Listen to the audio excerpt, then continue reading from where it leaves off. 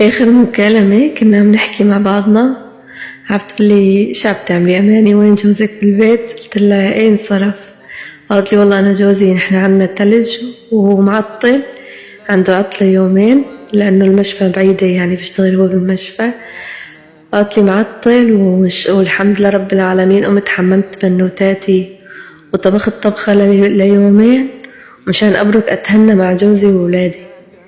ياي أنا ما بتروح من بالي هالكلمة هاي.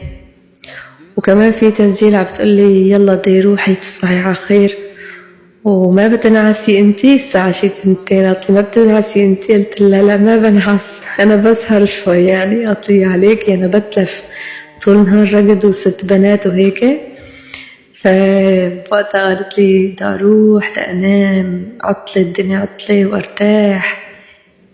يعني اخر حديثة كانت عم تقولي بدي انام بدي ارتاح. ارتاحت يعني بجوز رب العالمين انطق بهالحكي هذا. ارتاحت راحت لمحل احلى من هالدنيا هي بإذن الله.